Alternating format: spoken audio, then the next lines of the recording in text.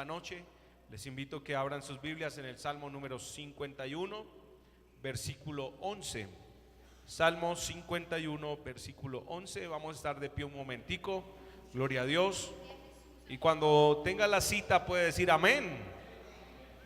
Salmo 51, 11. Vamos a leer este pasaje bajo la bendición del Padre, del Hijo y del Espíritu Santo.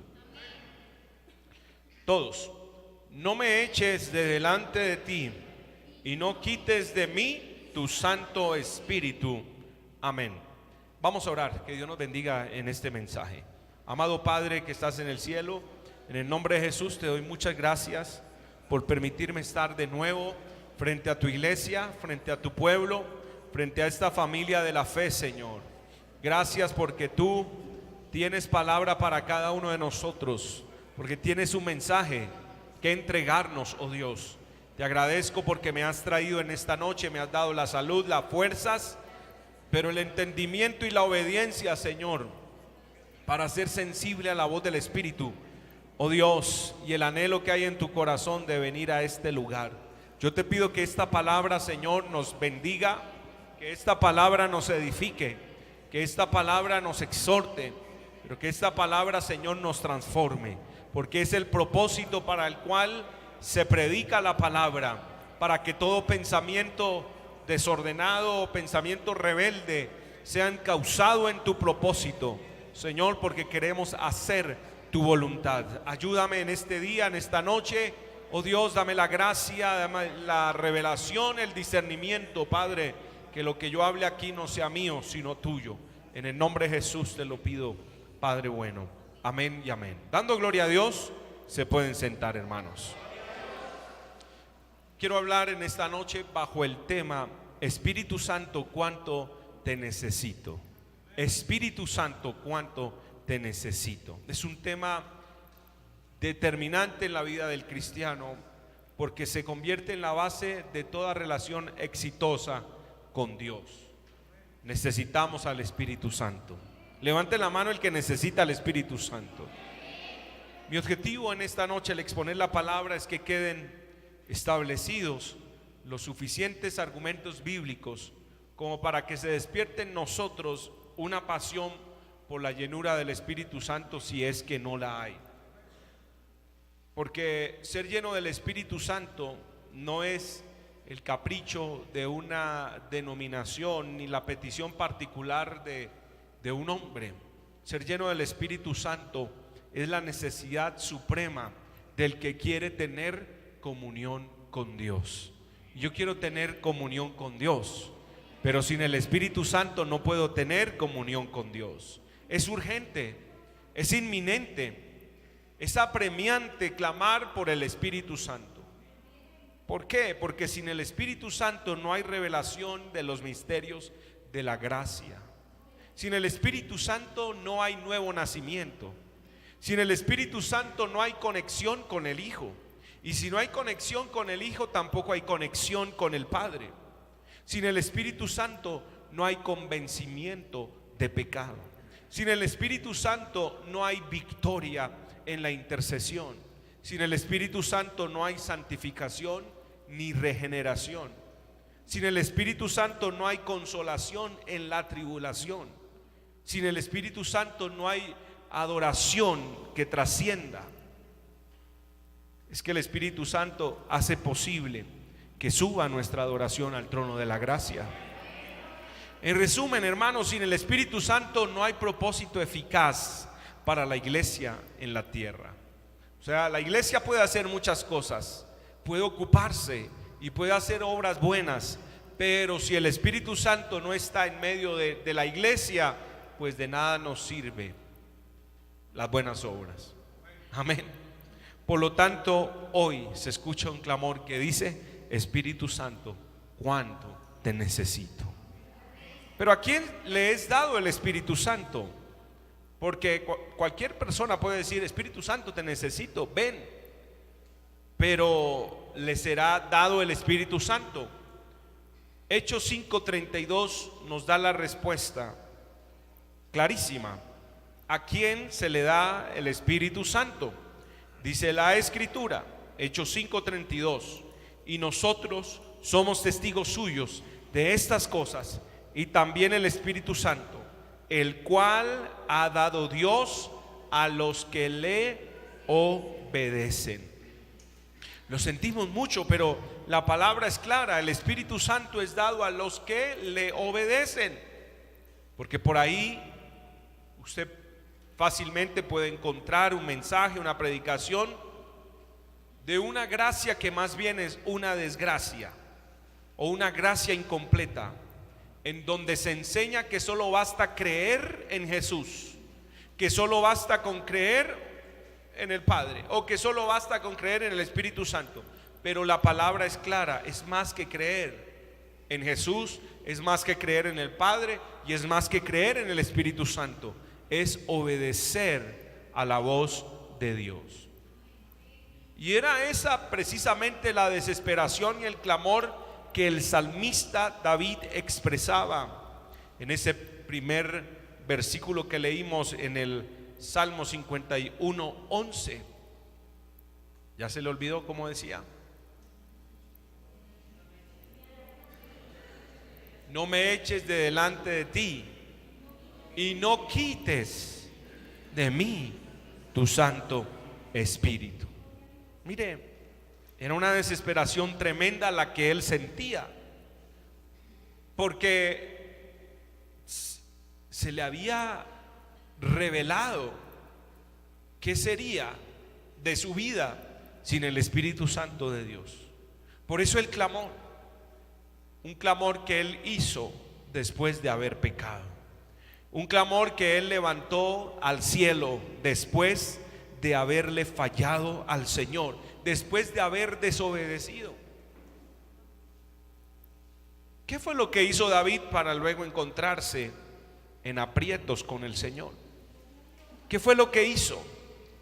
¿Qué fue lo que sintió en su corazón? Miremos 2 de Samuel capítulo 11. Quizás algunos nunca han escuchado esta historia, pero es importantísimo leerla. 2 de Samuel capítulo 11, versículo 1 al 4. Dice: aconteció al año siguiente, en el tiempo que salen los reyes a la guerra, que David envió a Joab y con él a sus siervos y a todo Israel, y destruyeron a los amonitas y sitiaron a Rabá. Pero David se quedó en Jerusalén. Y sucedió un día, al caer la tarde, que se levantó David de su lecho y se paseaba sobre el terrado de la casa real, y vio desde el terrado a una mujer que se estaba bañando, la cual era muy hermosa. Envió David a preguntar por aquella mujer, y le dijeron: aquella es Betsabé, hija de Eliam, mujer de Urías Heteo.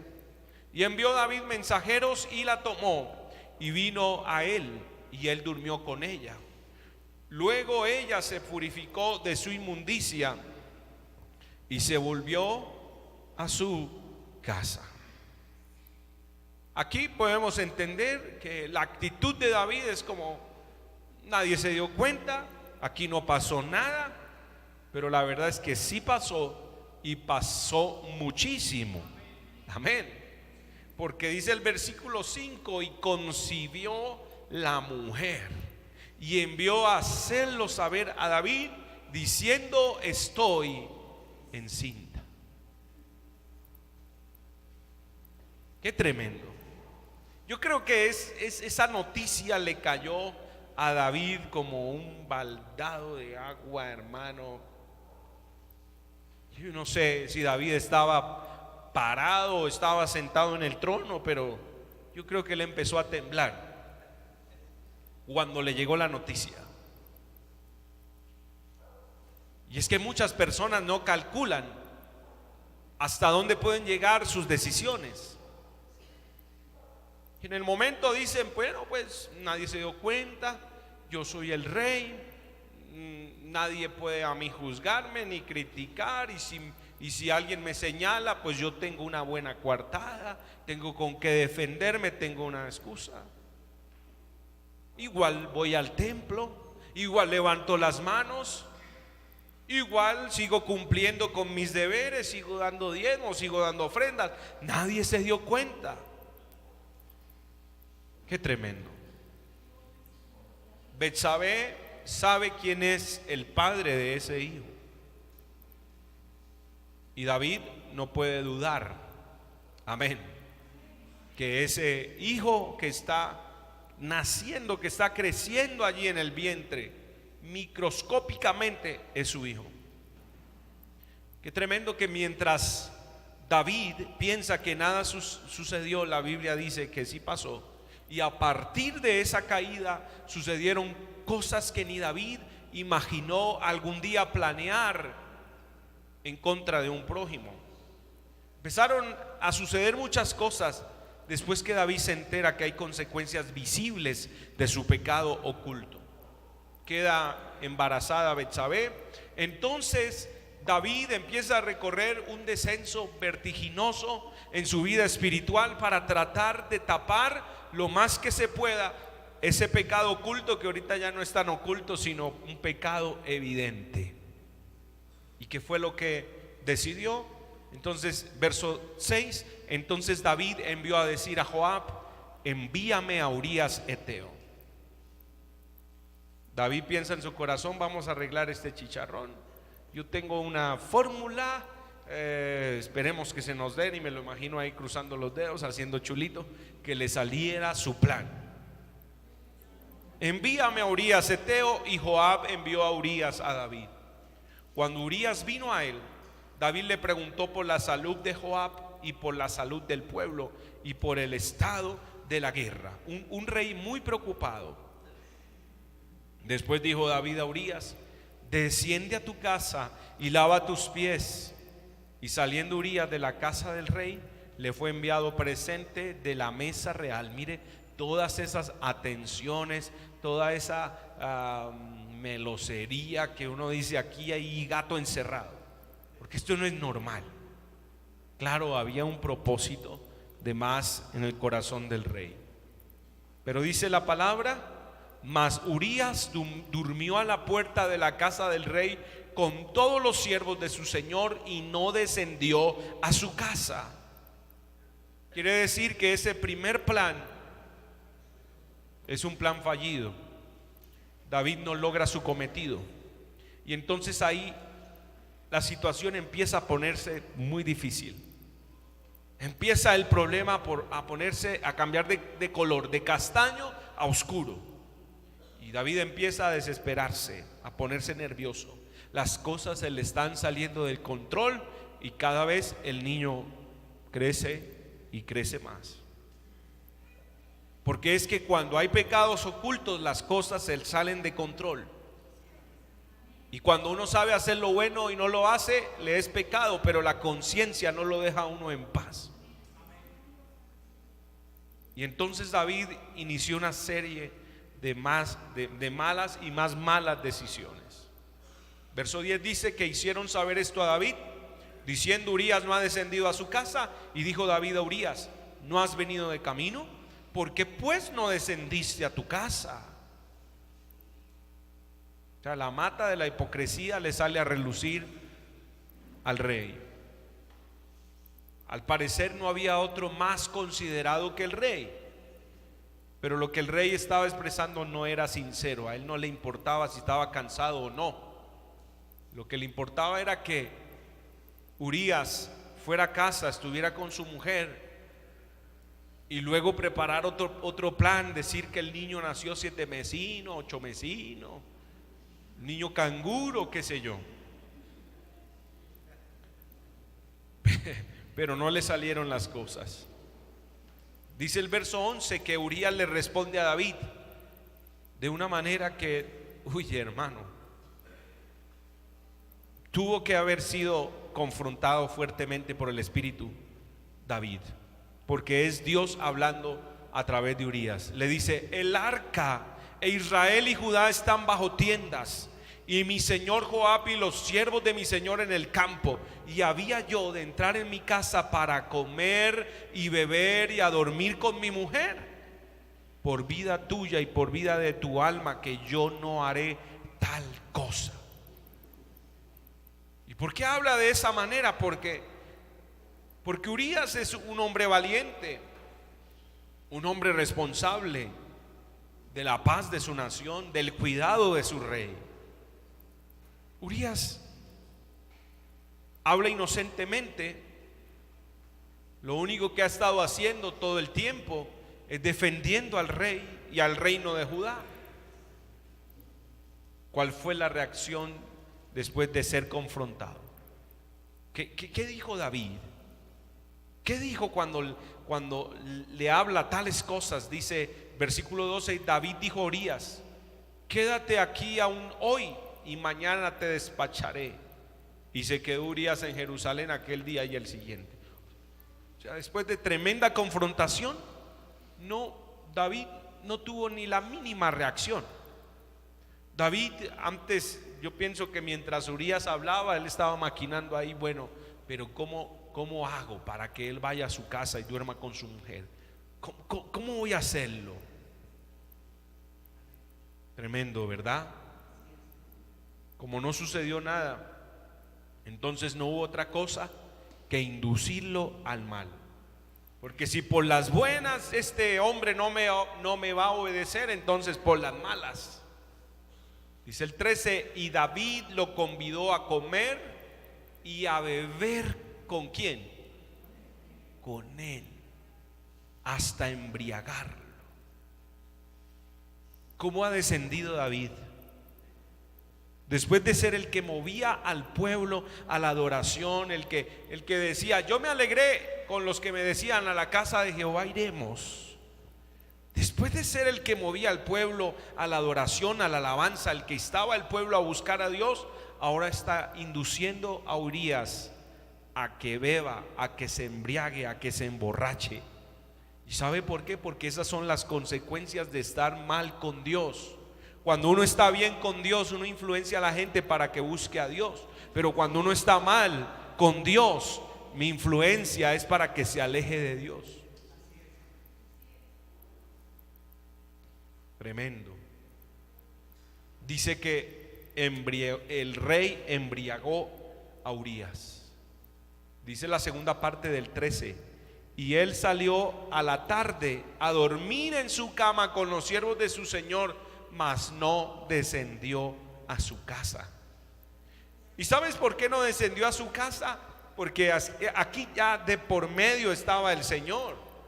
Desde el principio estaba el Señor, pero aquí se nota, hermano, el pobre Urías, borracho, ebrio, no era consciente de lo que hacía. Pero el Señor tomó el control. Y tenía el control porque había empezado un trato con David. Sin embargo, David no reconocía su mal proceder, sino que cada vez se hundía más en ese desenfreno infructuoso por tratar de ocultar su pecado. Pero la palabra nos advierte en Lucas 8:17, dice: porque nada hay oculto que no haya de ser manifestado, ni escondido que no haya de ser conocido y de salir a luz. No hay nada, nada.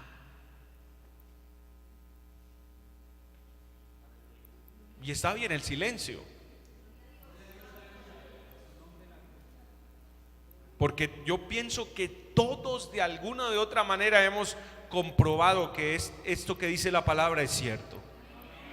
Nada hay oculto que no haya de ser manifestado, ni escondido que no haya de ser conocido y de salir a luz.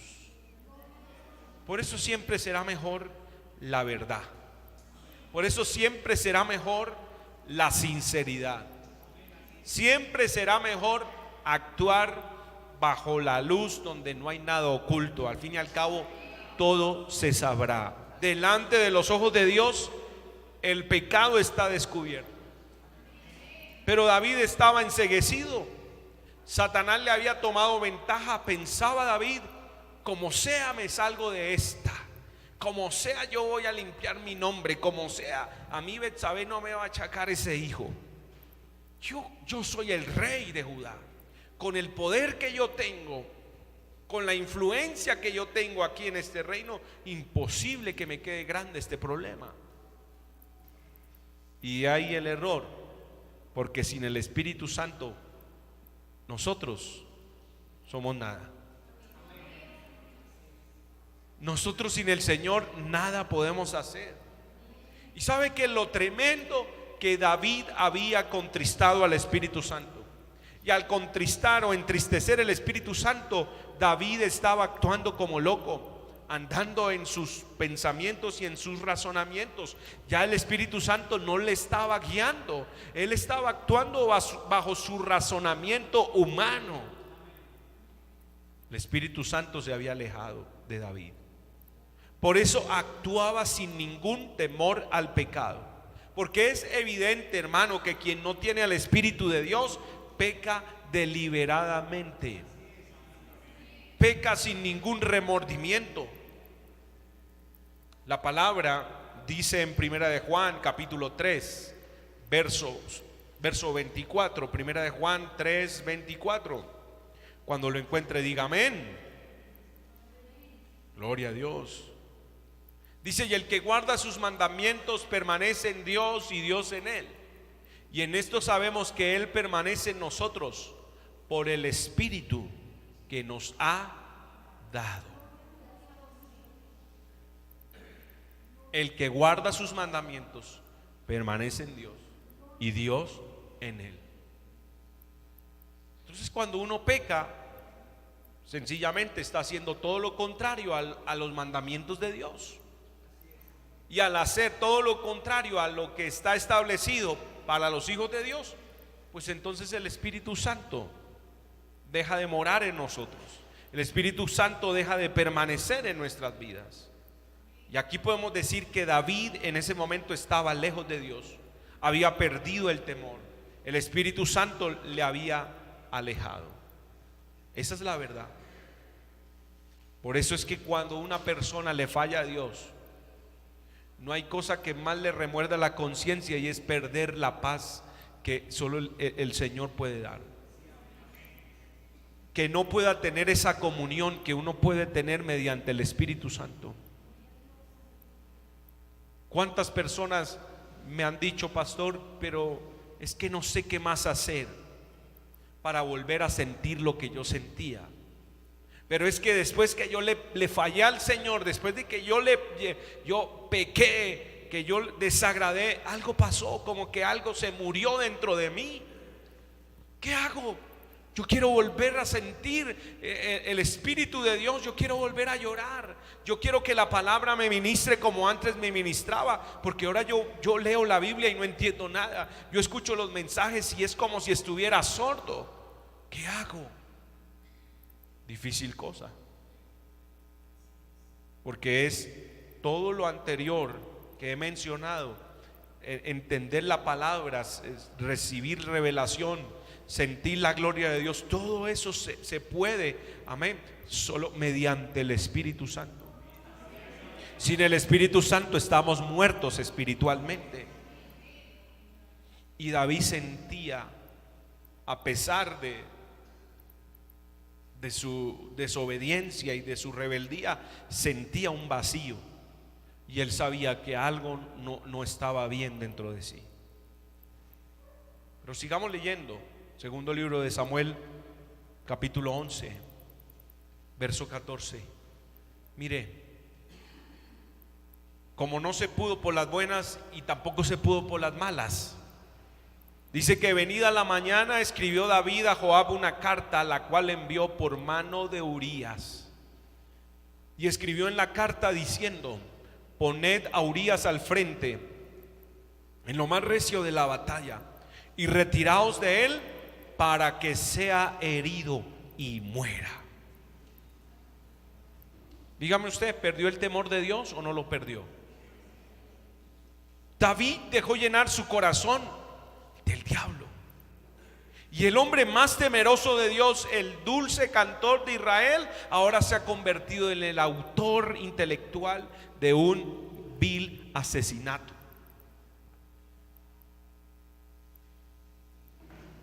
Pero ¿cómo ha llegado hasta allí este hombre? Porque hubo un momento donde perdió el Espíritu de Dios. se salió de su corazón. Así fue que cuando Joab sitió la ciudad, verso 16, puso a Urías en el lugar donde sabía que estaban los hombres más valientes. Y saliendo luego los de la ciudad pelearon contra Joab y cayeron algunos del ejército de los siervos de David, y murió también Urías eteo. A primera vista podemos decir, David logró su objetivo. ¿Cómo? Abusando de su poder para librarse del problema. Aparentemente las cosas vuelven a la normalidad. David se quitó el estorbo, se arregló el problema, ya no hay quien le pueda acusar de una infidelidad. Aparentemente ya no hay cargo de conciencia. Él dice, ni Dios se dio cuenta.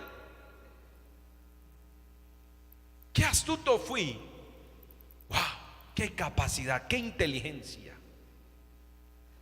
Lo que David no sabía o no entendía es que las cosas se ponían de mal en peor cada vez que tomaba una decisión.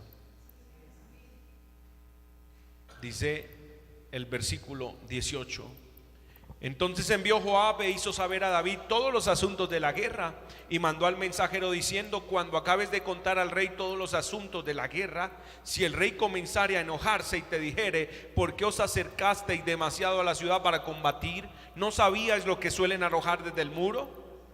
¿Quién hirió a Abimelech, hijo de Jerobaal? ¿No echó una mujer del muro un pedazo de una rueda de molino y murió en Tebes? ¿Por qué os acercasteis tanto al muro? Entonces tú le dirás: también tu siervo Urías eteo es muerto.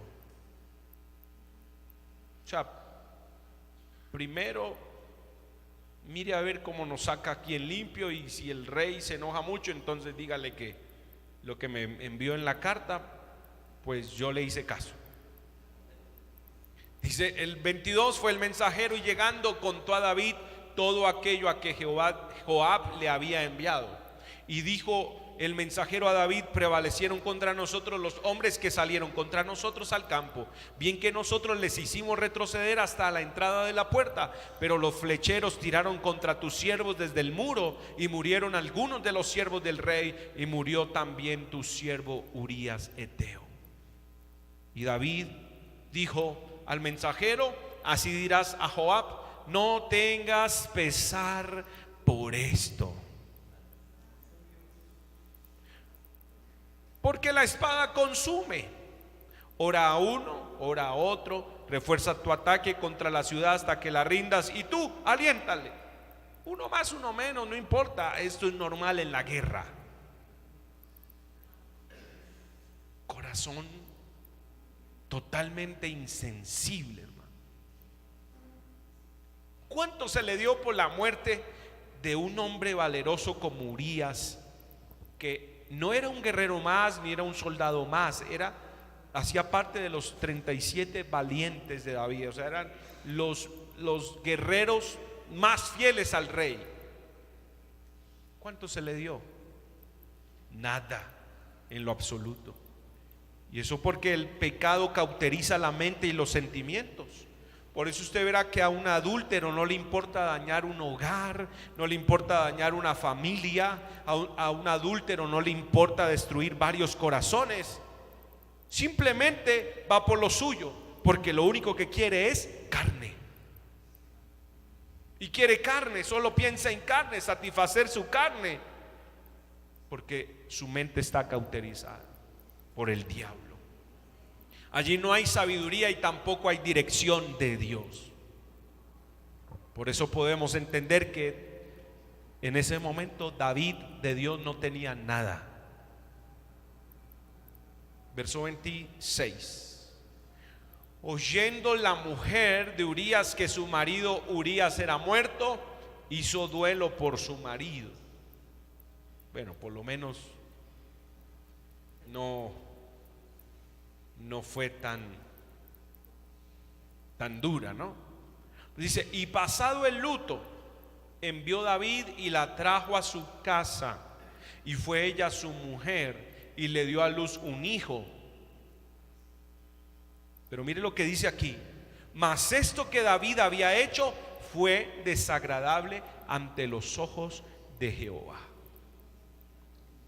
A mí esa última frase me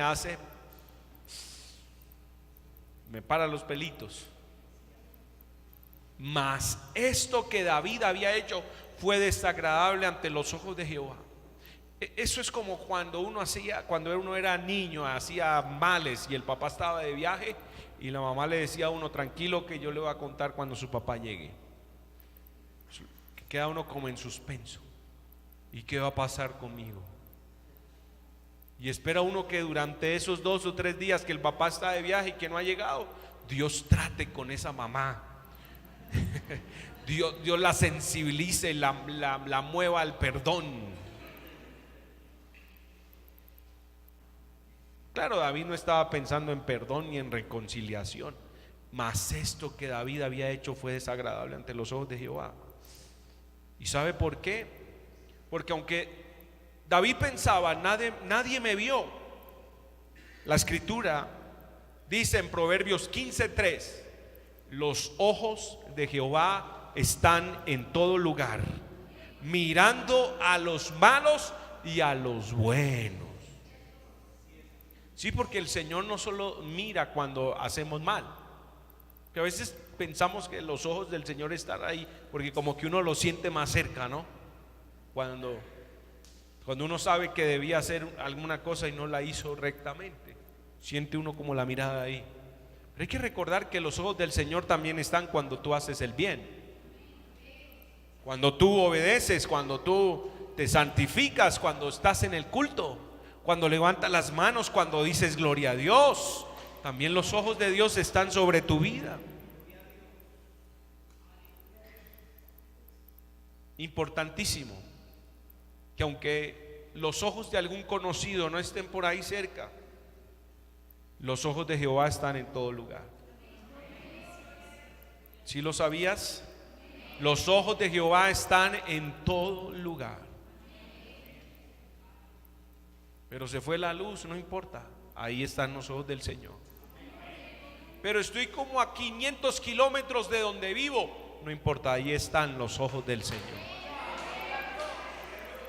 Pero aquí ni siquiera hablan mi idioma, ni siquiera pertenezco a esta cultura. Ahí están los ojos del Señor.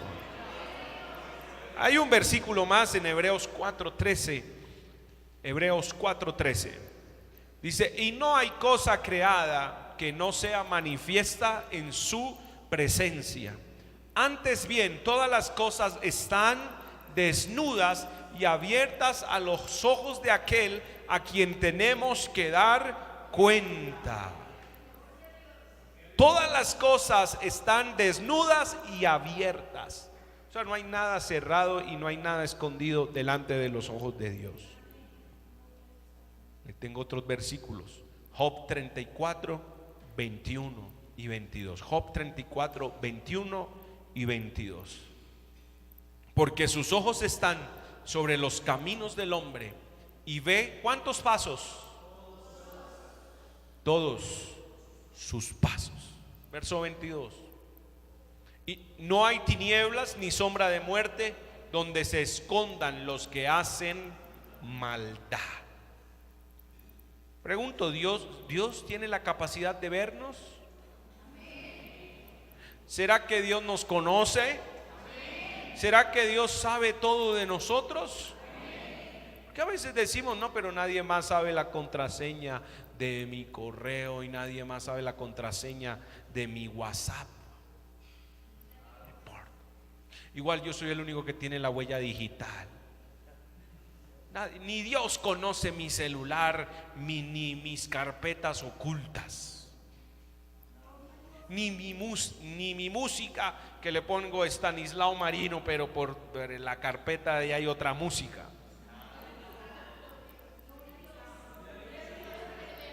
Dios nos ve y Dios nos conoce.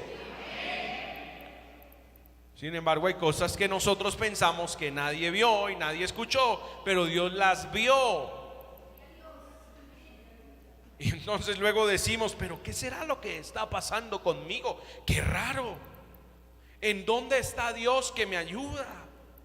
¿Qué será que voy al culto y no siento nada? ¿Qué será que trato de orar y no puedo? O cuando oro Dios no me responde. ¿Por qué será que las puertas se me están cerrando? ¿Por qué será que me están pasando todas estas cosas extrañas? Es que una cosa es cuando tienes al Espíritu Santo y otra cuando has perdido al Espíritu Santo de Dios.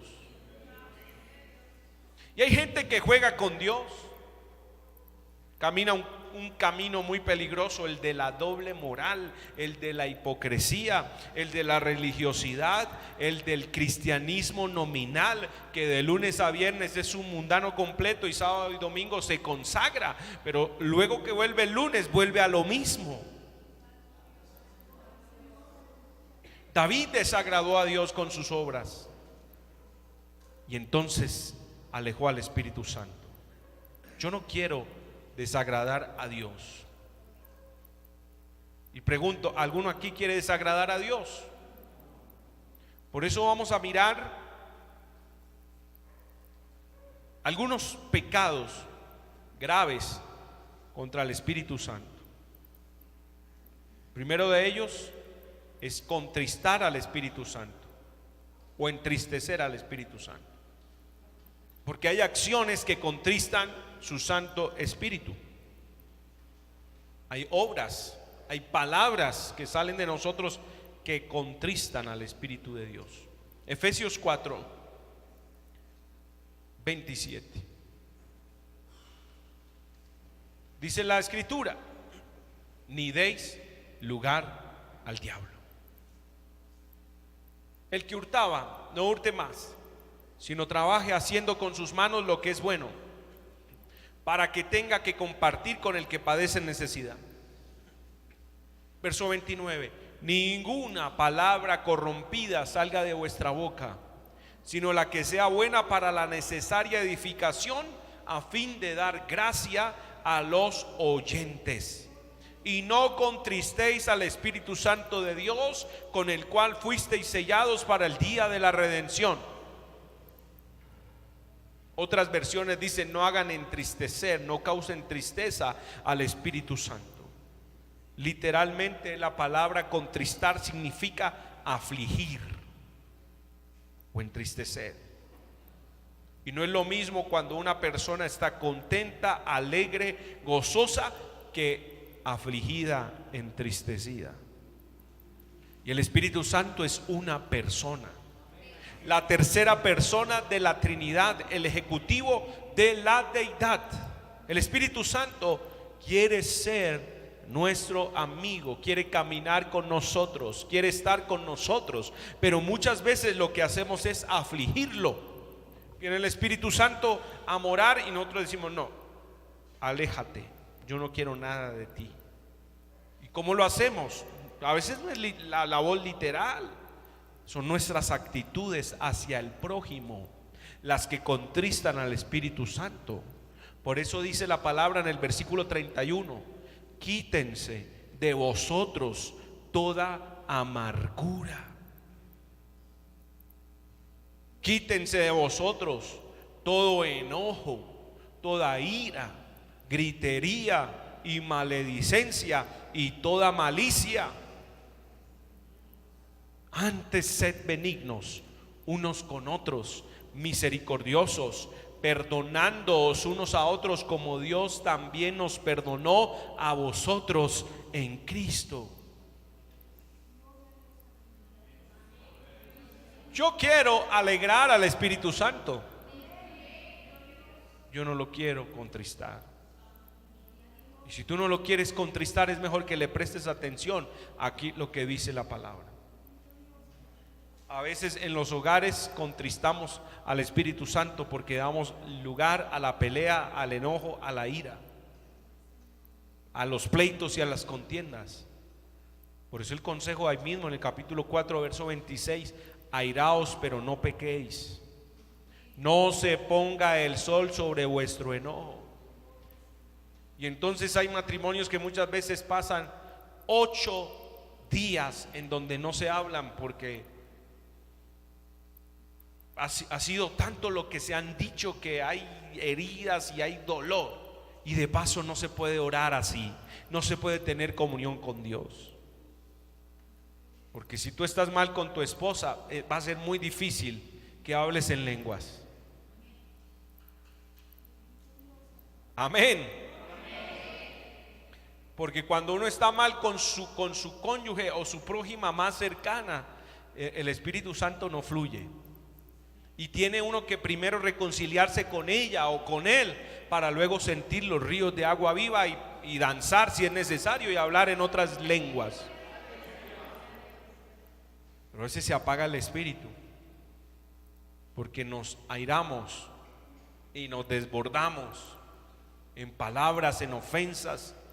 Ella le dice una cosa y el otro mira cómo más la ofende, y como me ofendió más, entonces yo voy a traer algo más grande y ojalá un plato y se lo lanzo, y si la logro escalabrar, pues entonces ella se va a defender y yo voy a estar preparado, y eso se convierte, hermano, en la tercera guerra mundial. Créame que ahí no está el Espíritu Santo, hace mucho que se fue. Mirad cuán bueno y cuán delicioso es habitar los hermanos juntos y en armonía. ¿Por qué? Porque allí envía Jehová bendición y vida eterna. ¿Quieres que el Espíritu Santo sea tu amigo? Entonces préstale mucha atención a esto. ¿En dónde comenzó el descenso del salmista David? Nos damos cuenta que todo empezó por estar donde no debía estar. Si usted le prestó atención ahí a segundo libro de Samuel, capítulo 11, cuando inicia el relato de esta historia, dice: aconteció al año siguiente, en el tiempo que salen los reyes a la guerra, que David envió a Joab. Pero el asunto aquí no era de enviar a Joab, era de ir con Joab. Era de salir con Joab a la guerra. Y no solo envió a Joab, sino que envió a sus siervos y a todo Israel. Y destruyeron a los amonitas y sitiaron a Rabat.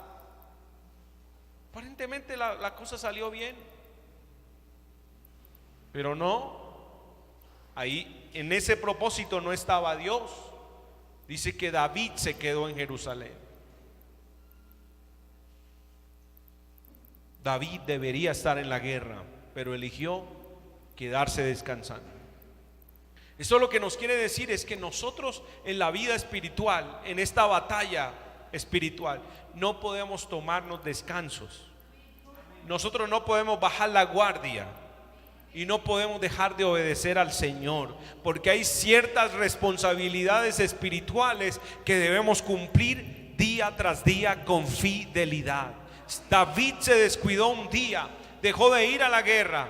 Por eso todo empezó cuando decidió estar en el lugar equivocado, en el lugar que no le correspondía. Y no solo eso, si se decidió a quedarse, pues bueno, pero su actitud debería ser otra. Bueno, yo me voy, me siento cansado, pero desde aquí voy a orar para que el Señor los respalde. No es que tengo un dolor de cabeza o estoy mal de una rodilla, no, pero desde aquí voy a orar para que el Señor bendiga a Joab y el Señor bendiga a mis siervos y a mis soldados y tengan la victoria. Pero ¿qué dice el versículo 2? Que sucedió un día, al caer la tarde, que se levantó David de su lecho.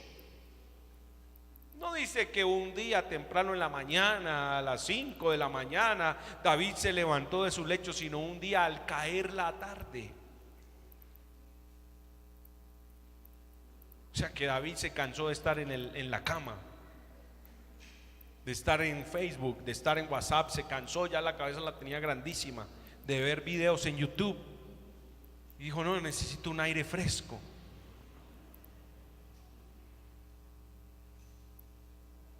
Y se paseaba sobre el terrado de la casa real. No estaba ni orando, ni ayunando, ni intercediendo, ni estaba en culto, ni estaba leyendo la palabra, ni estaba evangelizando.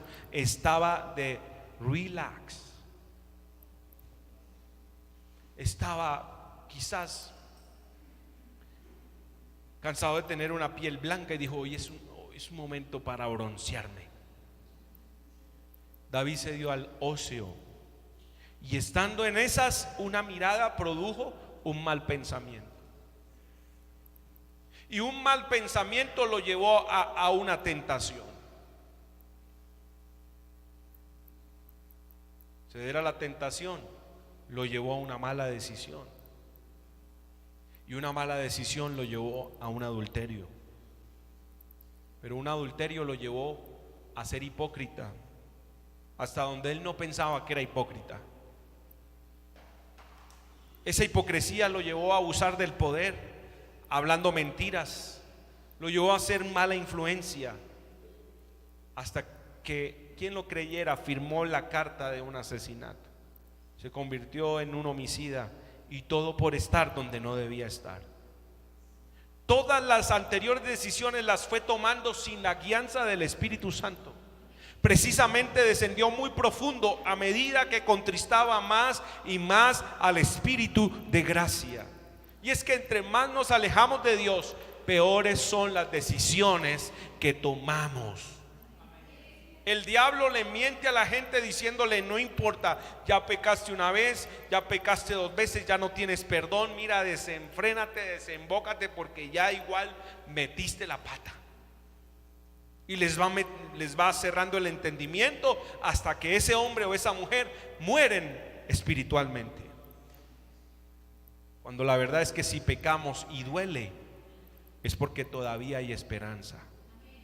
Si pecamos y nos retumba la conciencia, es porque todavía la gracia permanece muy cerca de ti. Pero el día que peques y te dé igual, ese día sí es de preocuparnos. Porque cuando no hay temor, cuando no hay presencia del Espíritu, no hay presencia del Espíritu. No hay temor, no hay presencia del Espíritu. Y si no hay Espíritu Santo, pues no hay nada. Por eso, si hay alguien necesitado hoy del Espíritu Santo, soy yo. Somos la iglesia. Si alguien ha contristado al Espíritu Santo, ese pecado se le va a manifestar con tristeza, con desmotivación, con falta de entusiasmo, algunos casos hasta depresión. Porque uno que tiene el Espíritu Santo no anda deprimido. Uno que tiene el Espíritu Santo no anda diciendo: Señor, córtame ya, porque esto aquí está tremendo. No, uno que tiene el Espíritu Santo quiere vivir. El que está lleno del Espíritu Santo tiene el gozo del Señor. El que tiene el Espíritu Santo dice: Señor, pues si tu plan es llevarme, pues amén. Pero no está orando: me quiero morir. O está comprando cuchillas por allá cortándose las venas. No. Pero ¿cómo identificas a alguien que ha perdido el Espíritu Santo? Porque anda en una continua depresión, pensando en suicidarse, pensando en cómo yo me voy de este mundo.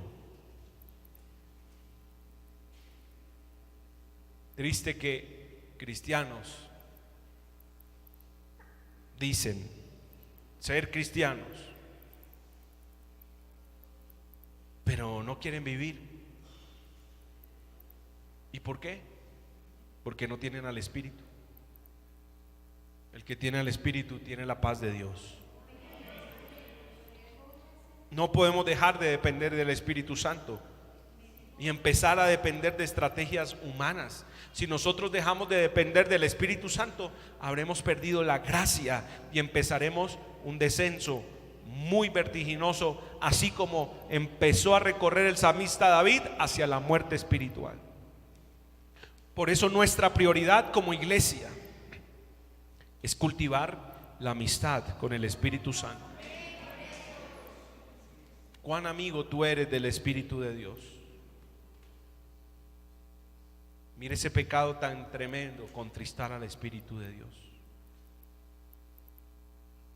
Hay un segundo pecado que, si tú quieres cuidar la amistad con el Espíritu Santo, tienes que cuidarte, y es enojar al Espíritu Santo. Una cosa es afligirlo, entristecerlo, y otra cosa, enojarlo. Isaías 63:10. Gloria al Señor.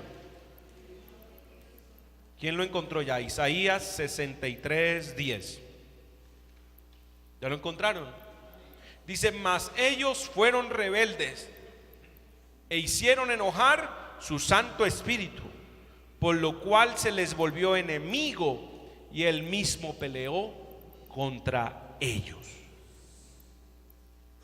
Mira, después que el Espíritu Santo había usado a Moisés, había guiado a Moisés para sacarlos de Egipto, se pusieron rebeldes porque ellos le querían imponer a Dios el plan y quisieron aligerar el proceso, pero Dios quería que se dieran cuenta de lo que había en su corazón. Por eso, tristemente, de 40 días de camino hacia la bendición pasaron a 40 años de disciplina. ¿Y por qué? Porque enojaron al Espíritu Santo. 40 años de disciplina ahí en el desierto. Se pusieron más rebeldes después de haber entrado a la tierra de Canaán, y el Señor les dijo: estas no se las voy a pasar.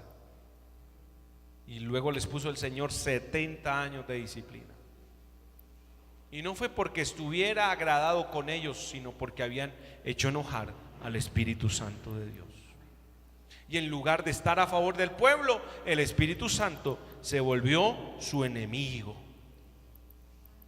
Mucha gente anda ofendiendo a Dios con su desobediencia, con su ingratitud. Por eso, si Dios te ha dado algo, dale gracias. Si Dios te ha dado un esposo, dale gracias a tu esposo. Dale gracias a Dios por tu esposo. Si te ha dado una esposa, dale gracias a Dios por esa esposa. Pero uno puede hacer enojar al Espíritu Santo diciendo: yo no sé qué fue lo que me pasó, tenía que yo estar loco, y dice que era la voluntad de Dios. Y el Señor escuchando ahí: ajá, con que yo estoy loco.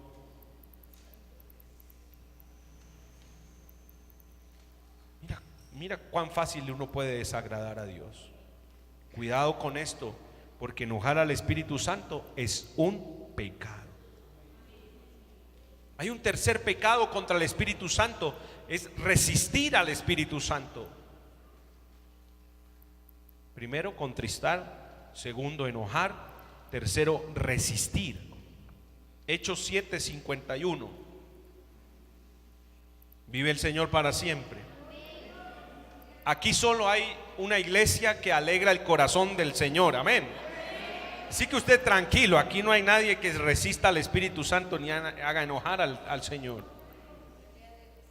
Dice Esteban predicando: duros de cerviz e incircuncisos de corazón y de oídos, vosotros resistís siempre al Espíritu Santo, como vuestros padres, así también vosotros.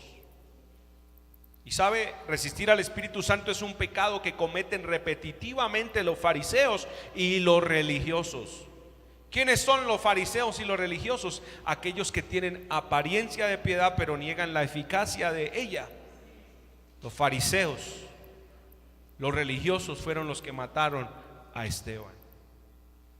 Esta gente es la que no se deja tratar por Dios y tiene un corazón más duro que el cuero de un rinoceronte, que Dios les dice: haz esto, haz lo otro, y dice: no, eso es fanatismo. Cuidado con resistir al Espíritu de Dios. La resistencia no te libera, la resistencia te aleja, te separa. Por eso el consejo es: cede a la voz del Espíritu para que veas la gloria de Dios. Espíritu nos dice: santifícate, búscame más, ora más, congrégate más. Y el religioso dice: pero con el domingo es suficiente, ¿qué más quieren?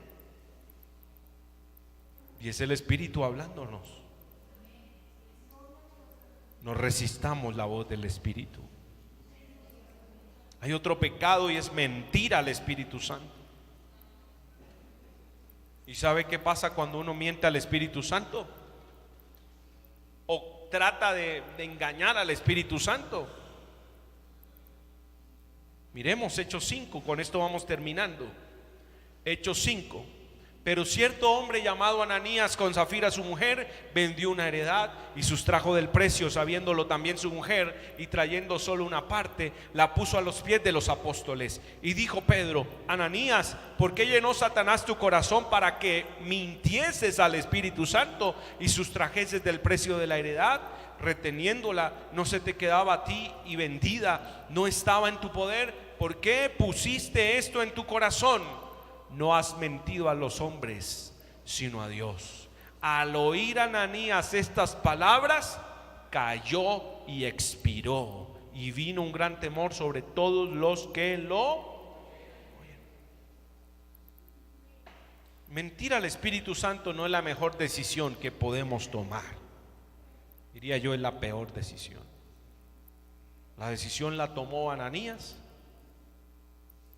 y de igual manera su mujer, y sabemos que ambos murieron. Y hay un pecado, un quinto pecado que no tiene perdón de Dios, y es la blasfemia contra el Espíritu Santo. Blasfemia. ¿Qué es blasfemar contra el Espíritu Santo? Es atribuir lo que Él está haciendo, atribuírselo a Satanás y a los demonios. Eso es la blasfemia. Si Dios hizo un milagro, decir: no, es que ese es un brujo. Mira, ahí es mejor cerrar la boca. No, que en esa iglesia se levantó un muerto. Sí, es que ese pastor. No, hermano, eso es problema de ellos con Dios. Pero que Dios nos guarde de blasfemar contra el Espíritu Santo, de decir: allí no está Dios, de decir: no, eso allá es el mismo infierno. Cuidado. Preocúpate por lo tuyo. Preocúpate por agradar a Dios.